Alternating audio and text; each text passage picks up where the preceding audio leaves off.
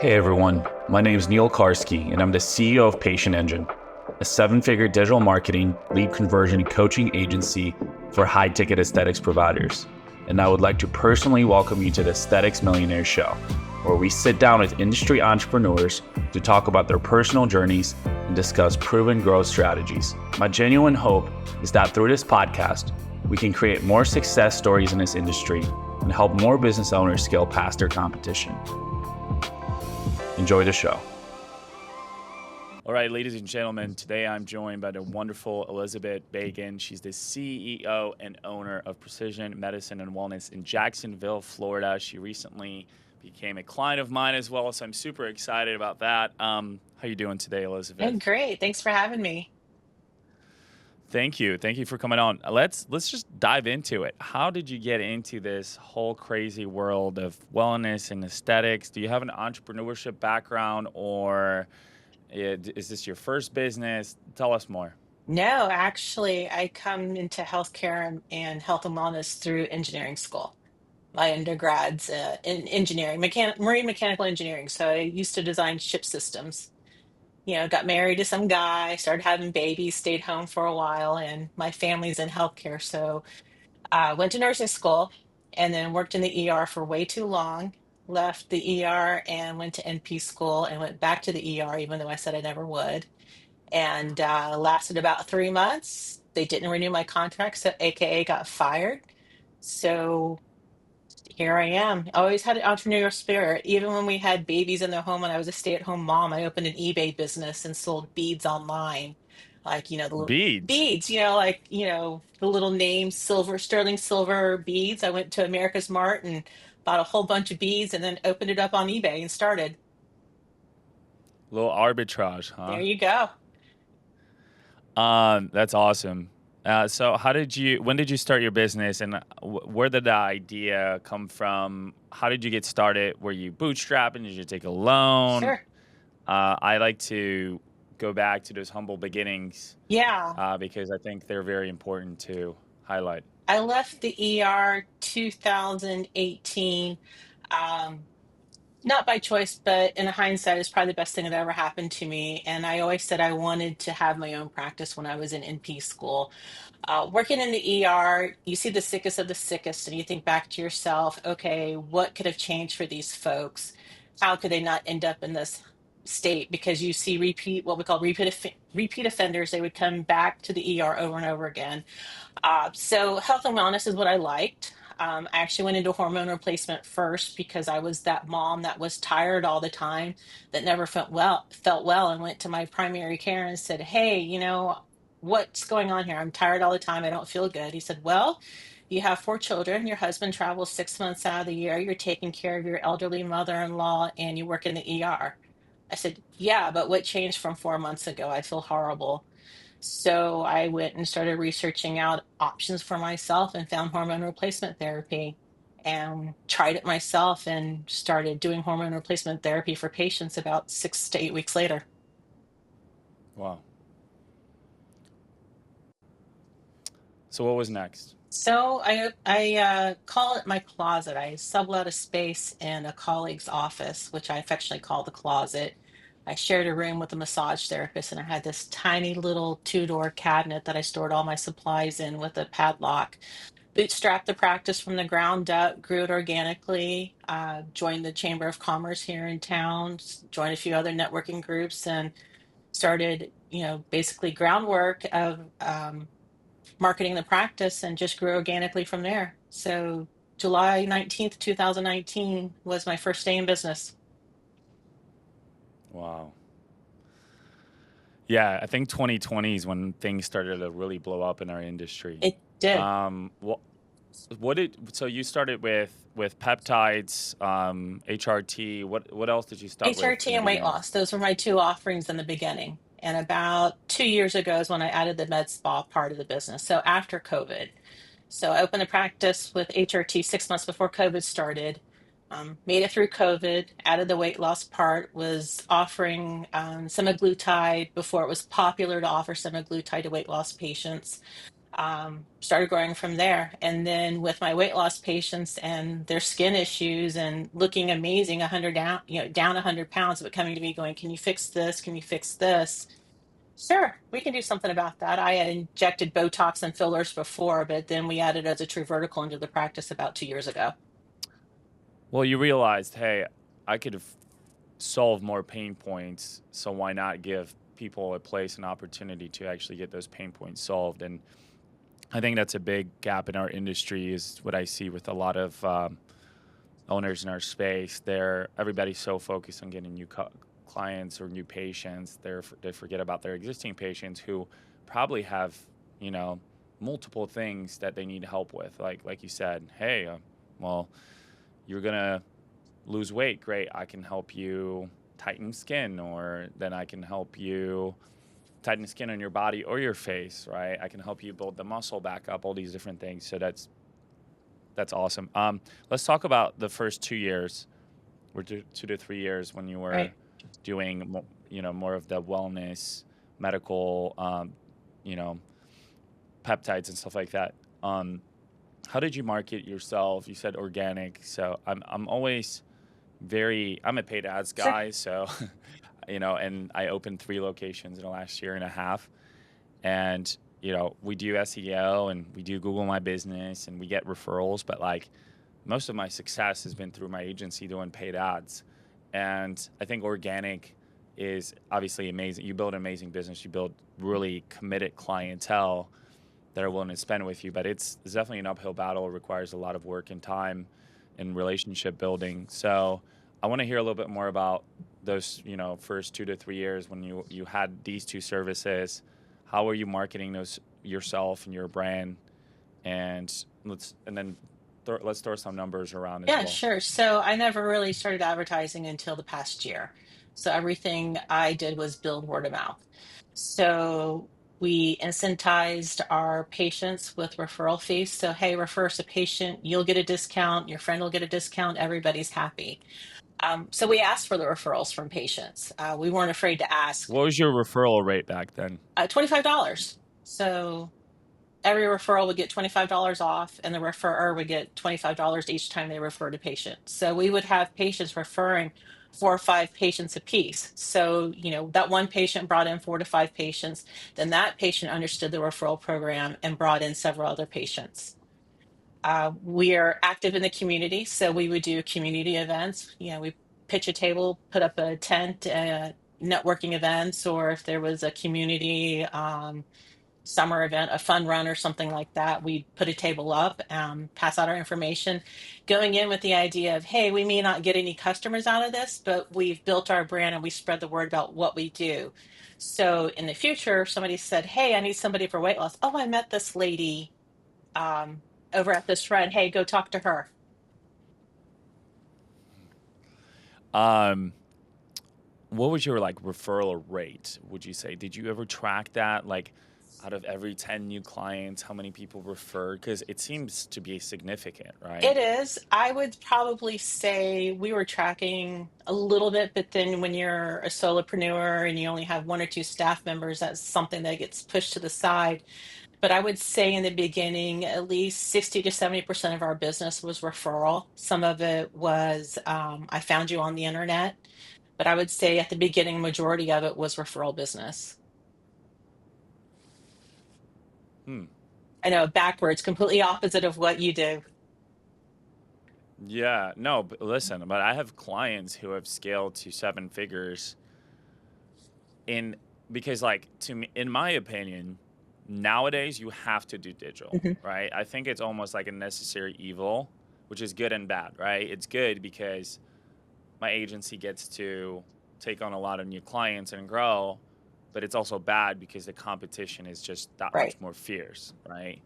So it presents its own challenges, right? So it's a double-edged sword. But I feel like if you're growing a clinic in 2025 versus you're growing a clinic in 2019, those are two different eras almost, right? Definitely. And meanwhile, I still do believe word of mouth and relationship building and organic referrals are the best, but they're becoming harder to get. They're becoming less predictable So you kind of have to go.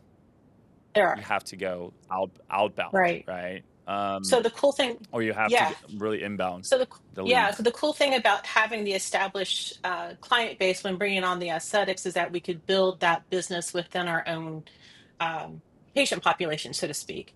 But I feel now we've exhausted our patient population and we're not getting those outside leads. So hence advertising. So I agree with you. We're at a point now. Okay, if somebody wants to know about us, we've got to advertise. Yeah, for sure. So how fast were you able to scale your business with those two service lines in those first 3 years? Walk us through some of your Yeah. numbers. So that first year, that first 5 months I was in business, I think we did $12,000. Then the following year, I think we were around 200,000. Then the following year, 385, then 600, 750, and last year's when we cleared seven figures. Cool.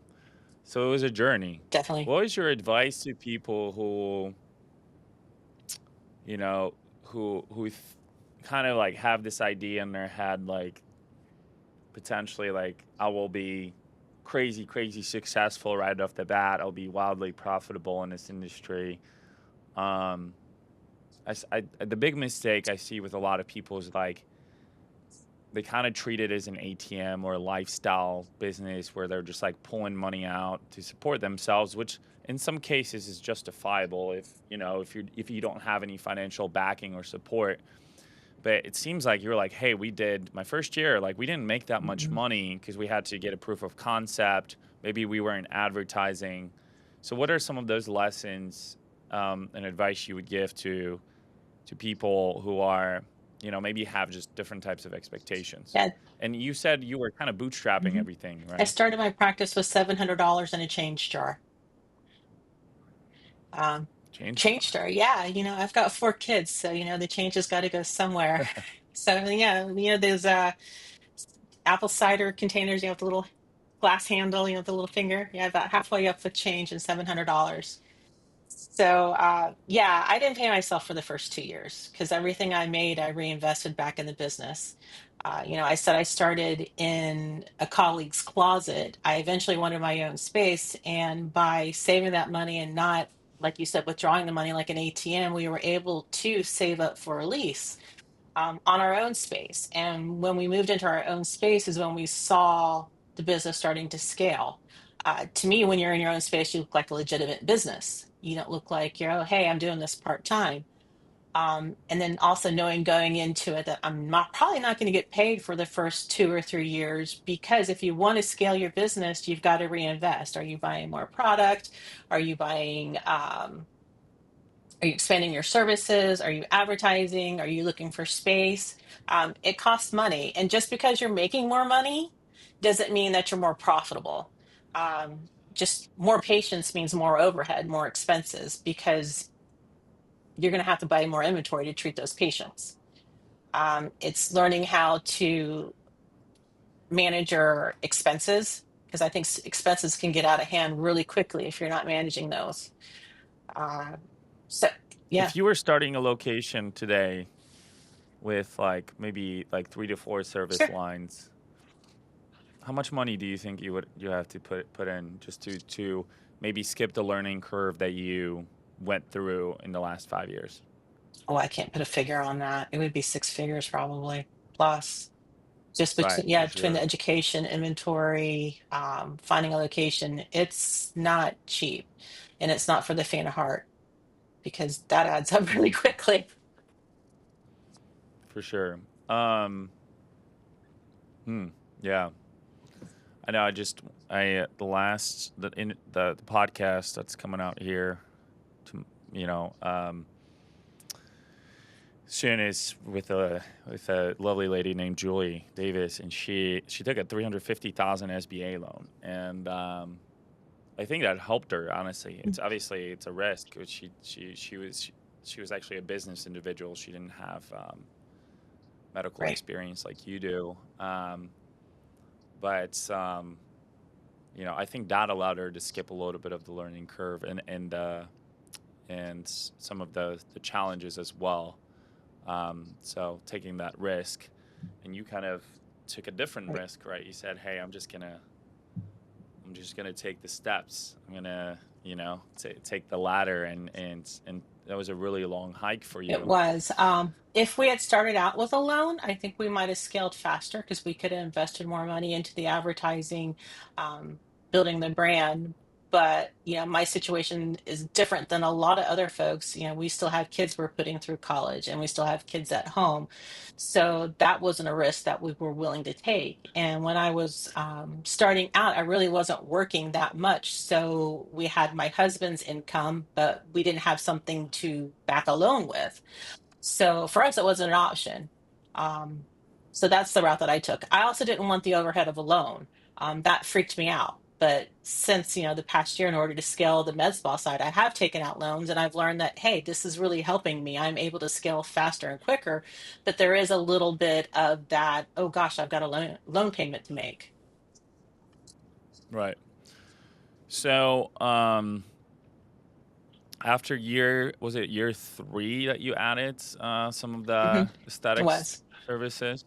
It was. What was the original like light bulb moment where you said, "Hey, like I need this"? A, I got older. B, um, Or your yeah, customers needed as a it? customer too, I got older, but I didn't work as hard. And patients still wanted to come see me, but I wasn't seeing as many patients as I was seeing before. So the return on revenue was great.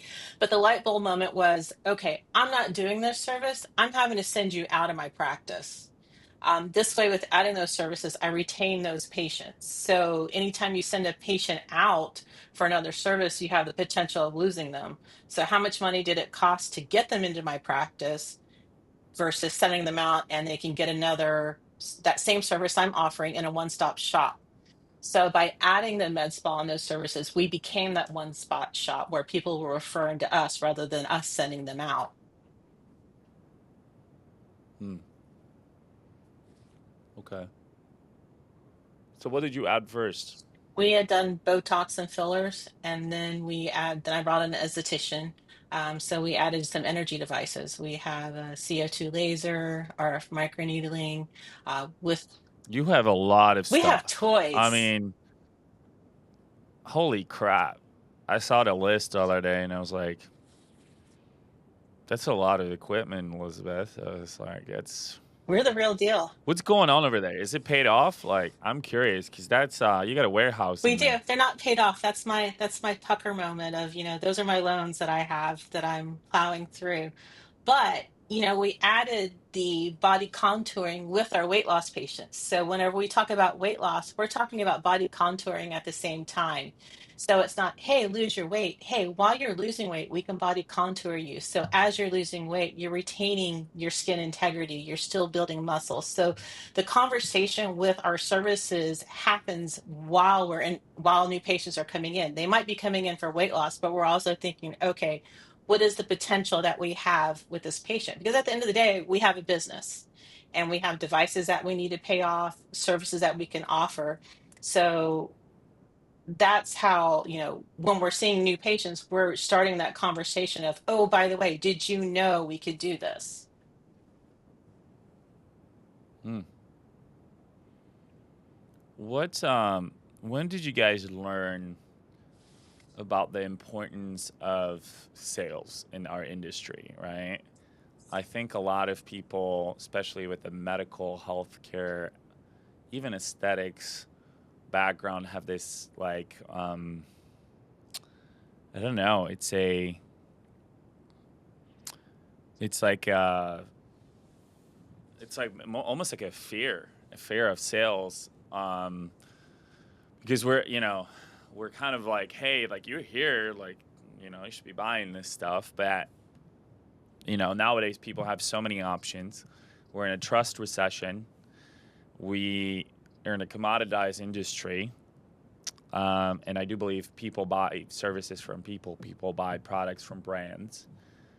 So sales, that to me is absolutely critical, because just because people aren't coming in doesn't mean they're going to buy. It's just a consideration of a potential relationship. So when did you guys kind of figure this out, that like, hey, like things are getting a little bit more competitive, people are a little bit less trustworthy? We do have amazing clients once they're with us, and they stay with us and they refer folks, which is great. That's a big pain point in our industry, is lack of, or low referral rates.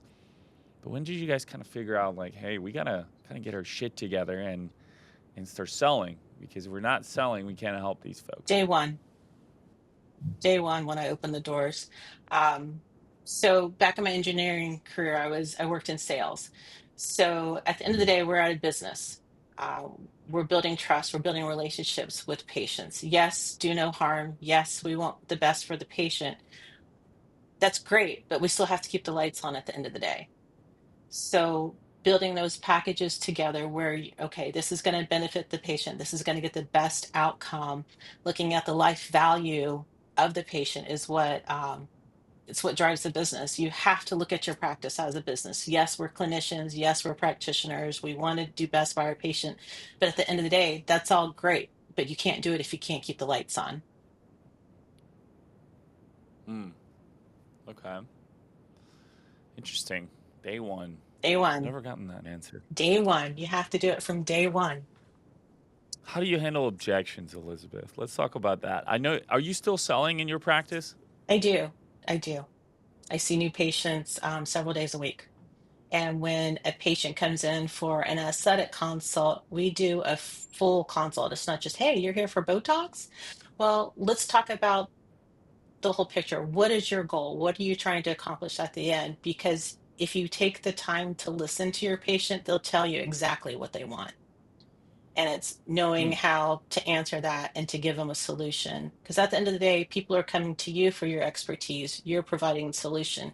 If you build the trust and rapport with your patient, they'll go with your recommendations. Interesting. Who's the best salesperson at Precision? I am.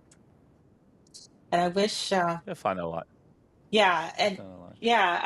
yeah, but it starts when they walk in the door. So when they come to the front desk. Yeah, why don't you Yeah. give us your three best tips for having an effective consult to close process for new clients. I know referrals are easier to close. We all know that. Right. Paid ads are going to be more volume, but harder to close because you don't have a relationship with them yet. So I want some strategies, Elizabeth. Give me your golden nuggets for getting people to say yes to you. Great before pictures. And in your consultation, bring the before pictures out and hand your patient a mirror. Have them point exactly what they want. At the end of the day, all people want is they want to be heard. So if you let somebody talk and tell you, you're going to hear their pain points. And two, education.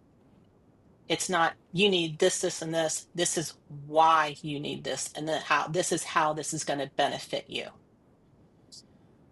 Three, I ask them, are you ready to do this? Is this what you want? But also, before you get to that three, you're kind of pre-qualifying those patients before they come in the door. The conversation starts when they call and make that appointment. What are you looking to do? What are you wanting? And my staff will tell people up front, this is how much your consultation is going to cost. This is when you're going to come back in. So say for an HRT patient, hormone replacement patient, they're giving them the initial cost. They're giving them, this is the expectation. You're going to come back at this point and pay this. You're going to come back for a follow-up at this point, and this is how much it's going to cost.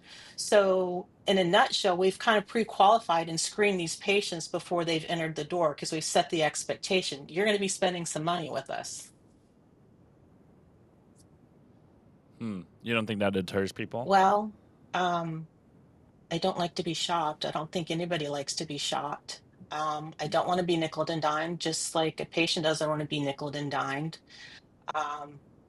No, I think expectations, when you set those up front, realistic expectations on outcomes for the patient too, I think everybody's on the same playing field. Not everybody's my patient, and that's okay. Yeah. But what do you think about like? But ultimately, we never know, Right. too.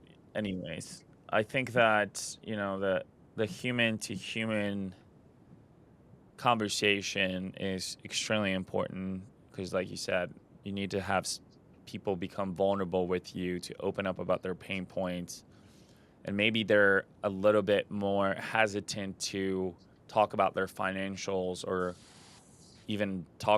even consider a bigger budget until they actually know who is going to be providing Mhm. the services, what is the value of these services, how can they, maybe they're so much better than things they've tried before, maybe they're just, we can get them just amazing results, and then they're kind of like, hey, now I have the $3,000 I didn't 2 weeks Right. ago. Okay, so you said taking before pictures and then letting the client or the patient talk about their pain points and pointing them out, being vulnerable, helping them just tell you really you know, where they want to improve. What were the other couple things? Pain points, listening, and then also educating, telling the patient why. They tell you what their problem areas are. Here's your solution. This is why I recommend it. The education about it. I can't tell you how many times when a patient comes in and they talk about, nasolabial folds, or they'll talk about here, and we'll talk about, well, your volume loss is actually up here. If we work on this, you may see an improvement down here. Nobody's ever told me that before. So taking the time to educate, you become the expert, and then secondly, their hero, because nobody's ever shared that with them. I have a lot of patients tell me, people just tell me what to do rather than making this a joint decision and educating. I feel better about my treatment because now I know what to expect. Hmm. Yeah, makes sense. Um, how do you handle objections, Elizabeth? Yeah, that's a good one. Nobody wants to be told no. Um, Because not everybody will say yes right off the bat, right. right? I'll ask them why. Um, you might get an I don't know. But if you ask them why, people tell you their objection. Sometimes it's financial. And I'll say, okay, look, it doesn't have to be all done at one time. Give me a year. We can do this over a year. We do have financing options. I always tell them I'm available. I don't want to be a pushy car salesman at the end of the day. Um, but you know, I think it's more difficult to say no to somebody if you're uneducated, so to speak. You know all the reasons why you should do this. They're coming to you for help. It's more difficult to say no, in my opinion, if you give them all the answers. So what is the objection? Usually it's financial. When we talk about, okay, let's spread this out. Hmm. Yeah. I mean, the chances of closing after I leave are very low. I know that Yeah, for no, sure. if they walk out the door, I'm probably not going to get them back. So it's, what can I Right. help you with today? How can I help? That's a lot of questions I ask when I walk in there, is how can I help you? And that's usually how I Yeah, end my it. locations, we've done a pretty decent job of like, and I know some of my clients and do a really good job of follow-ups and they'll call everybody, which I think is a good best practice to just check in on them and see if they're still interested. And I do think that that presents another opportunity to get somebody back in. Um, it's worth a shot in my opinion, but I think that you got to get somebody in the heat of the moment. Yeah. It is what it is. Sales 101, baby. Yep. How do you train your staff to kind of to on your mission and your vision, on the way you do consults, educating patients, continuous care? Um, let's talk about some of these things. How big is your team? Let's start with that. Some days it's just three of us. Some days it's six of us. It depends on what day of the week it is. I've got some part-timers and I have full-timers. On a regular day, there's four of us here. I have my MA, I have my practice manager, I have my esthetician, and I have myself. Some days we have, on busier days, if it's my procedure day, we've got some ancillary staff that'll help work the front desk or work in the back. We start every morning at 8:15 with our huddle. This goes back to my ER days. Before any patient or before any shift, we would have a staff huddle. Here's what's going on, here's the announcements, here's the talking points, here's the headlines, and we do that every day. I start every 8:15 huddle with our mission is, and our mission is the experience matters. And when we talk about the experience matters, Ooh, yeah, it's how we treat each other, I like because that. our core values are family first, um, all hands on deck, and the sky's the limit.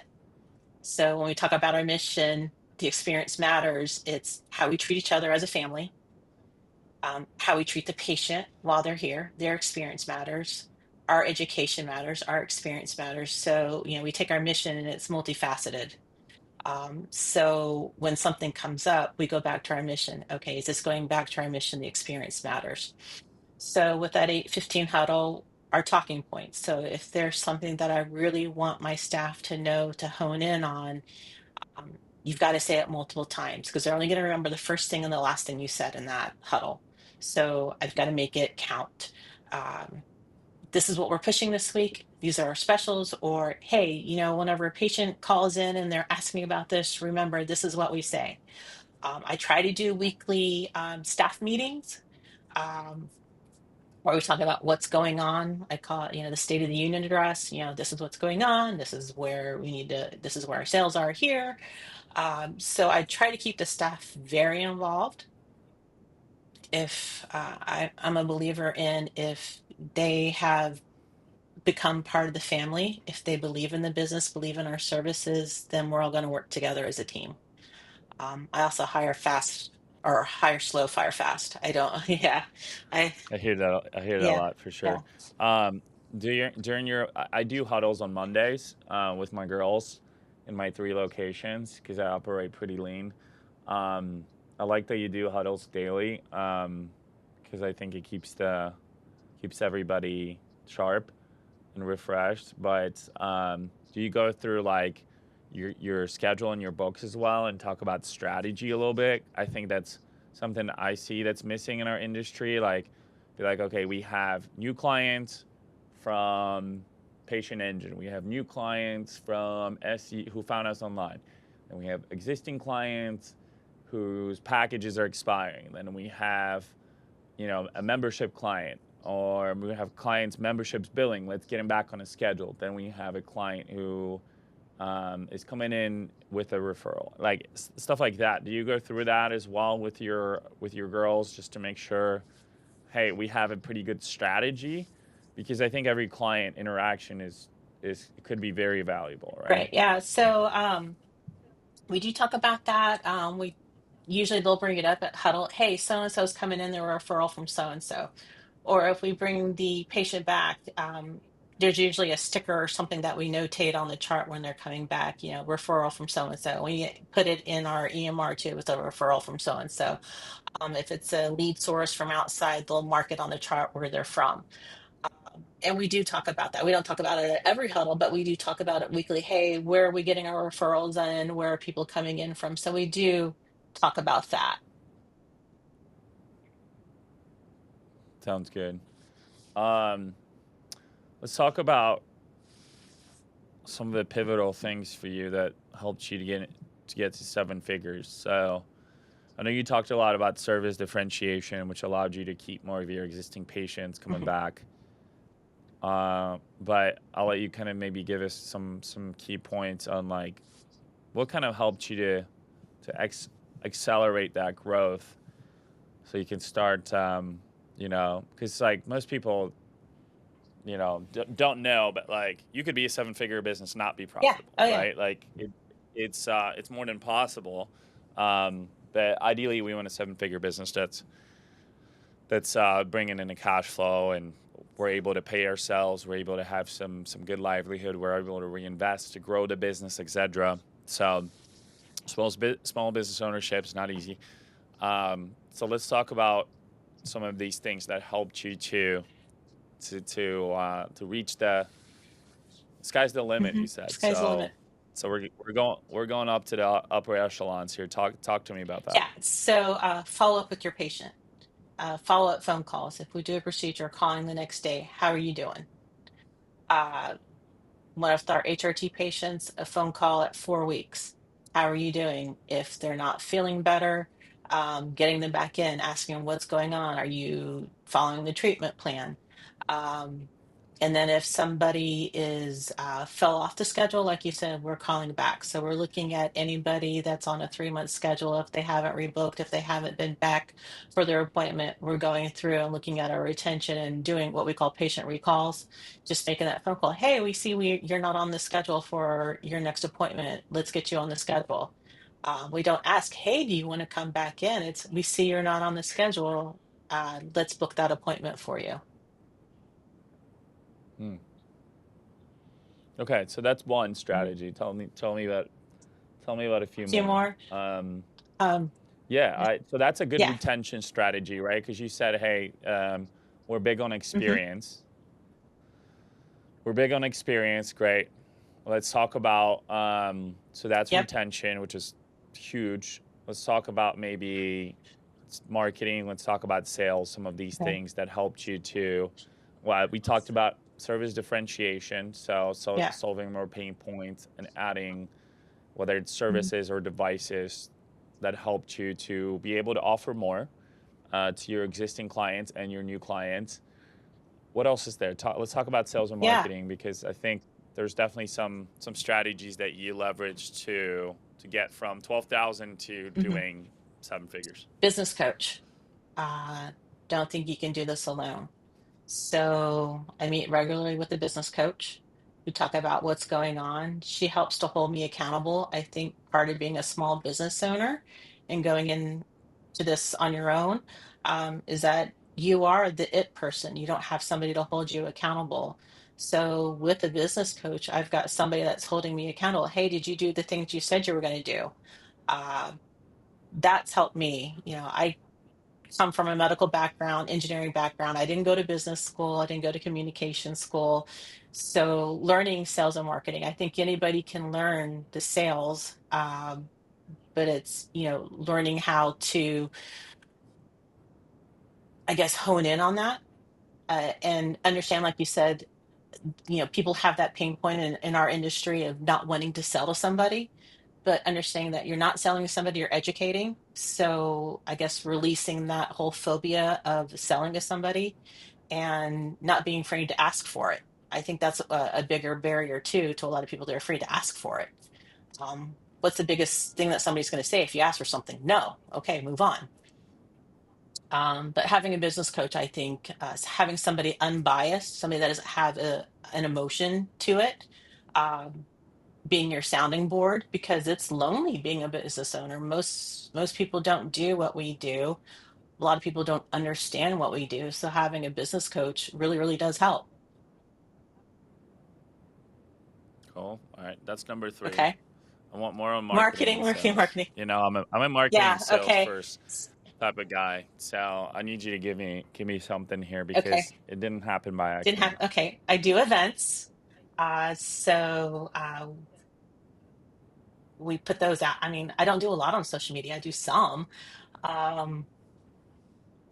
I think I do a lot of groundwork. I have we print up stuff. I go and do I call it grip and grin, going and, kissing babies, shaking hands, saying how you do. What's the difference between year 5 and year 6, or year 5 and I think it was Yeah, year 5 and year yeah, 6 when you hit the 7 figures? What would you attribute to that to? Because that has to result in a number, a large or a decent spike in new patients. So yeah. what would you say was if you had to attribute the one most important thing, what would it be? I would say it was probably getting it out there on social media, talking about our events, and then inviting everybody. Um, yeah, What are the events? yeah. What happens at the event? Are they like customer Customer appreciation events, appreciation, or open to the public. So I call it our show and tell time. Um, I love a good party. So I've got a bartender, we have drinks, we've got music going, we've got food. I also bring in our vendors of all our our reps for our different services. So they act as my salespeople. So, we'll have 50 to 100 people here. I can't talk to everybody, but when I have my reps here, they're talking about the product, why it's going to help, almost teeing it up for us, so to speak, to help um, close those deals. So that happens at our events. We do those twice a year. We put those out to all the different women's groups here in town, networking groups that we're having an event. And we spend at least 6 to 8 weeks advertise. I don't want to say advertising in what you do, advertising wise, but promoting it. Hmm. You love the organic stuff. I I'm very do. impressed. I do. I'm very impressed. I think it's amazing. Yeah, the organic stuff definitely requires a lot of time. It definitely requires a lot of interaction, It's human energy for it's sure. hard. Um, It's it's definitely hard. hard I for think you sure. get burnt out after a while because you're always on. And the busier you get, the less you can do.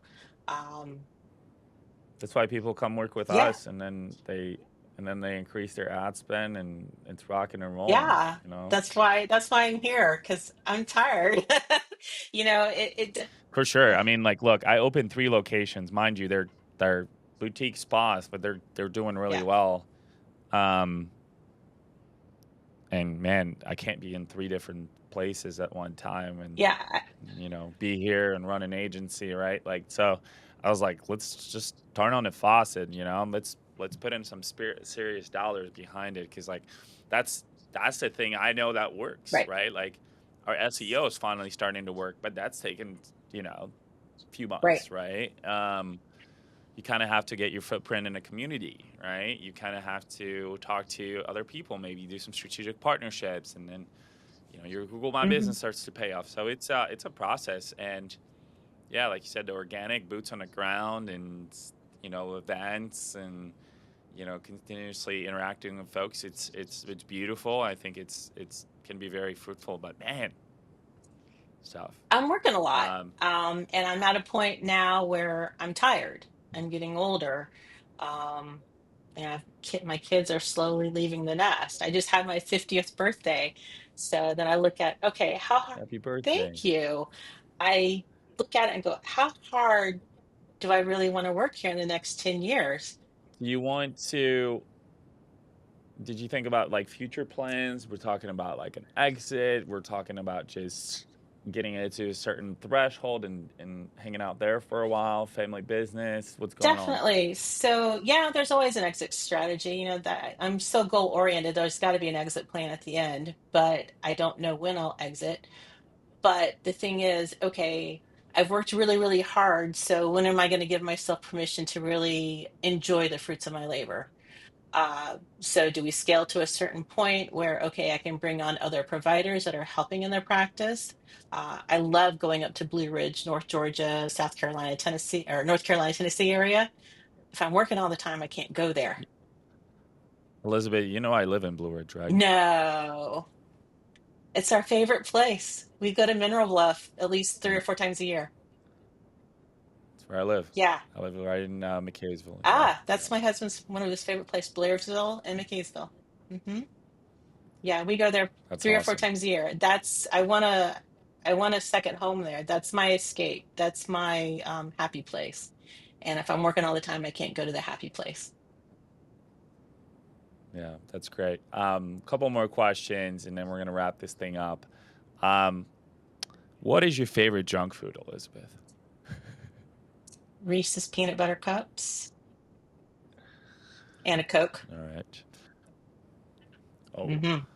we're getting crazy Yeah. over here. What is your favorite luxury brand? Clothing, shoes. Okay, so Whatever comes on top of your I head. love Kurt Geiger. I love his purses. Um, I wear Betsy Johnson sneakers every day to work. Hmm, nice.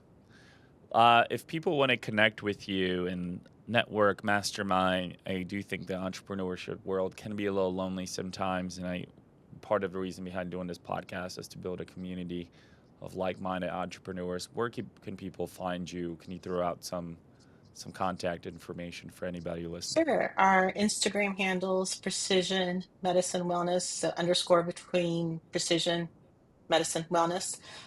Email is info@precisionmedicinejax.com. You can find me on Facebook, Elizabeth Bagan. Reach out to me here in Jacksonville. I'm usually at a networking event. Or in Blue There you Ridge. go. Elizabeth, thank you so much for joining us today. Really appreciate it. Thanks. You have a great day.